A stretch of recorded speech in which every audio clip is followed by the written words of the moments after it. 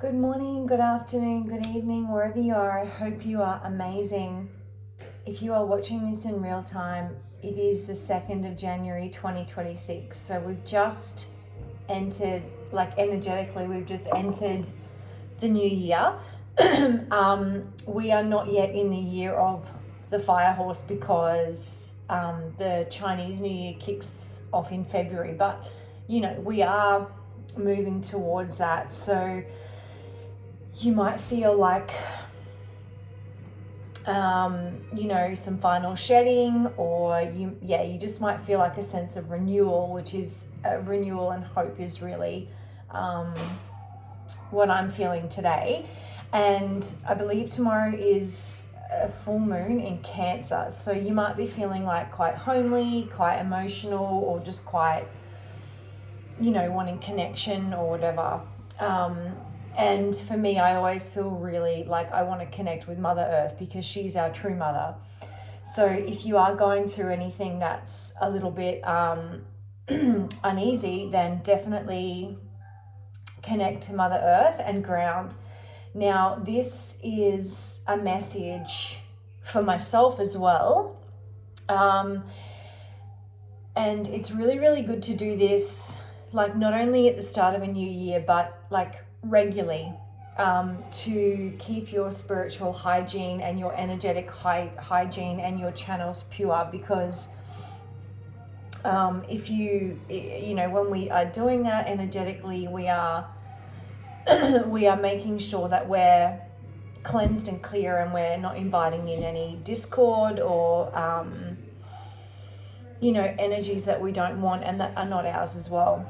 So I'll probably call this video Energetic Reset, because it's really important that you understand what an energetic reset is, that you're doing it regularly. But some people make these huge goals at the start of the year, and I'm going to do this, I'm going to do that, and that is really good. That is really good, to have a vision, but some of those things can go by the wayside if the daily habits are not formed, and that is energetic and spiritual hygiene, and really honing your energy to be the most clear, pure channel you can for the divine and for peace. Because without that, as I've discovered across my life, your goals and your visions and stuff like that, you're going to get knocked. So I would definitely say that your energy should be the number one focus and the number one goal, always. And if you haven't done that in your life and you've kind of focused on other things, bring it back to your energetic field, because from there, everything is going to flow that is meant for you. Because sometimes we have goals and visions or people and things like that God doesn't actually want for us. And if we are living out of energetic alignment, then we are not like attracting for our highest good, and we want to be attracting for our highest good.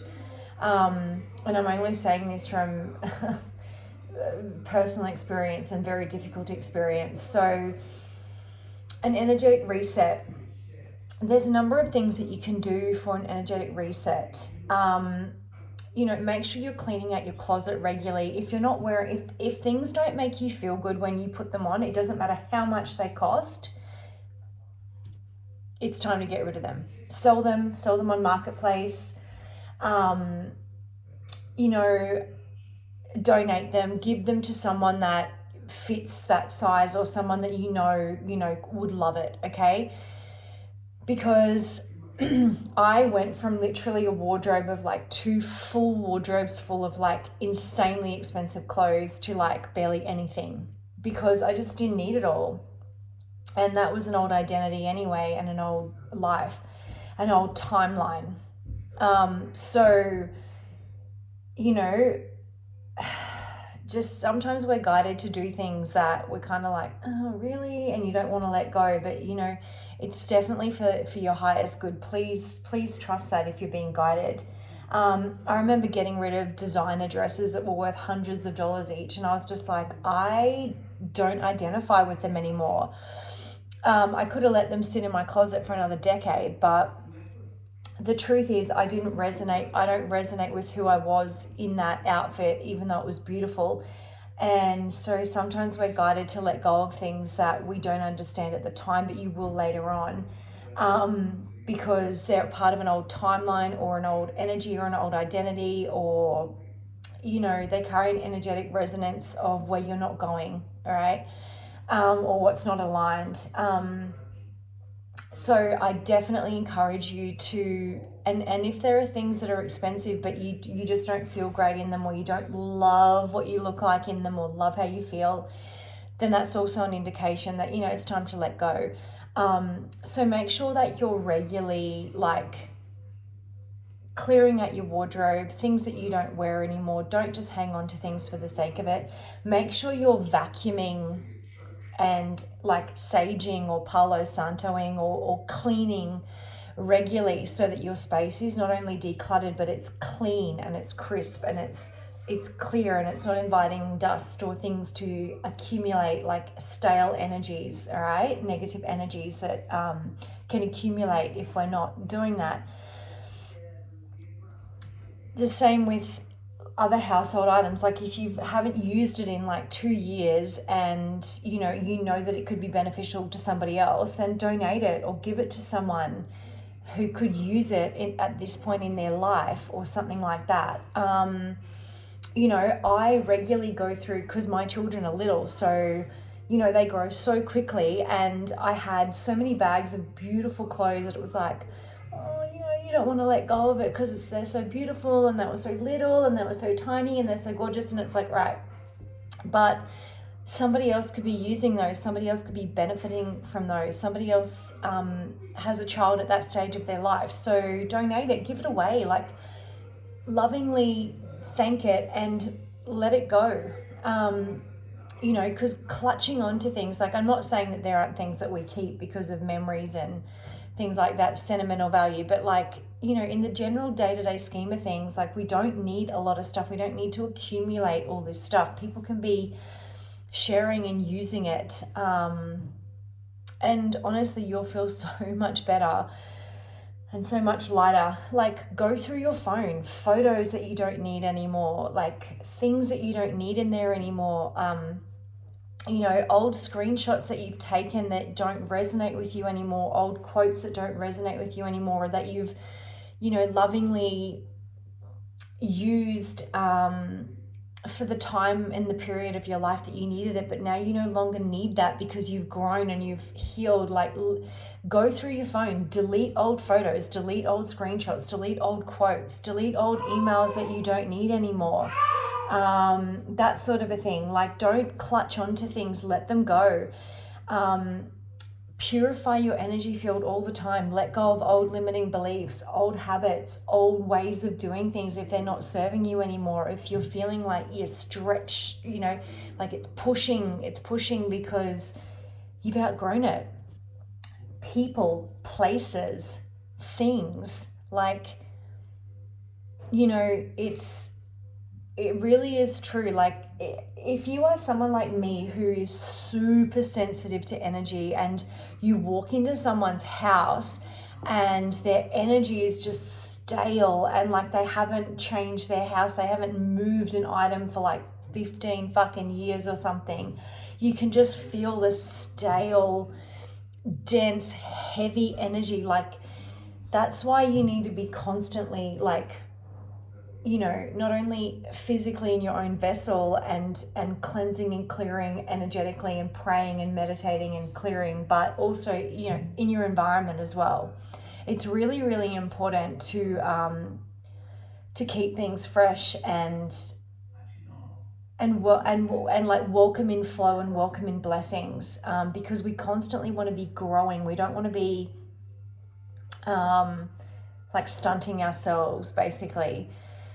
And energy is a very real thing. Energy and frequency are the currency that we reside in. People think it's money, but it's actually, money's a tool, money's amazing, but It's actually not. It's your energy, your frequency.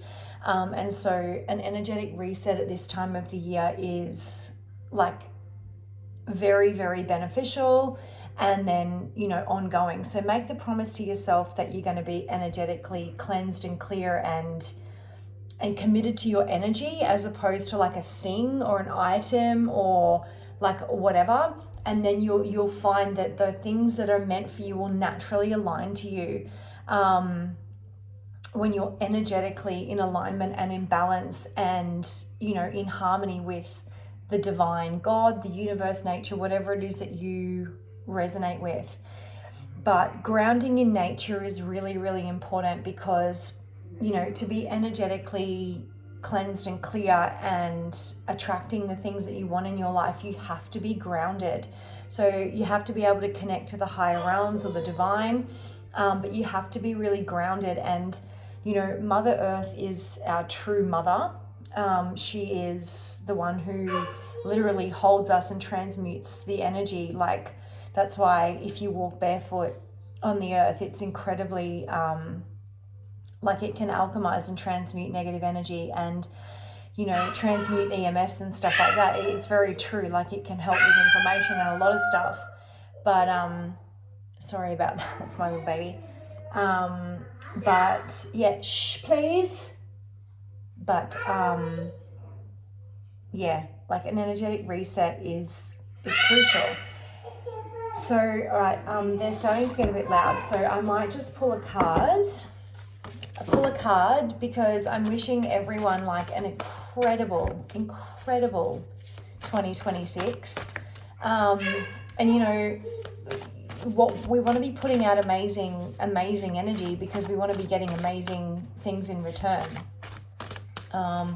So yeah, that's what I'm going to say to that. I just wanted to jump out. Yep. I indulge in my soul's longings without apology or reservations. Yeah. It's time to live in energetic alignment. That's what that basically means. It's exactly what I just said. I absolutely love it when Spirit basically reconfirms what I've been saying. Your soul's longing is your true energetic blueprint. It's your true alignment. And sometimes, as I said, we think that we want a certain thing or a certain person or whatever, but God's like, no, that's not your true soul's longing and what I want for you. And that's why, you know, all the healing and all that work is really important, and shadow work and stuff like that, because it's all what brings us to our energetic resonance and energetic clearing.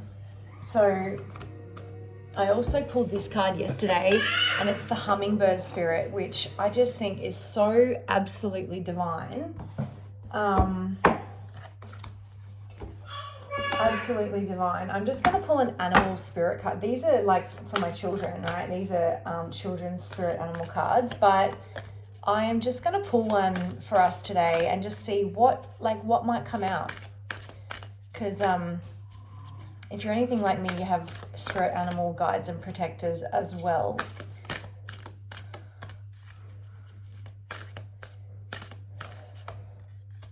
I know I'm talking a lot more excitedly and passionately than I normally do, and that's because, yeah, it's coming through. Yeah. and you know what, ladybirds or ladybugs, however you want to call it, always signify to me like good luck, little miracles, little nudges. Notice the little things. So what a beautiful confirmation to pull. And that's the thing, like the more energetically aligned you are, the more you'll notice the little things. And it really is the path to fulfillment. So lots of love. As I said, I hope everyone is shaping up for an incredible 2026, and I'll leave it there. Bye.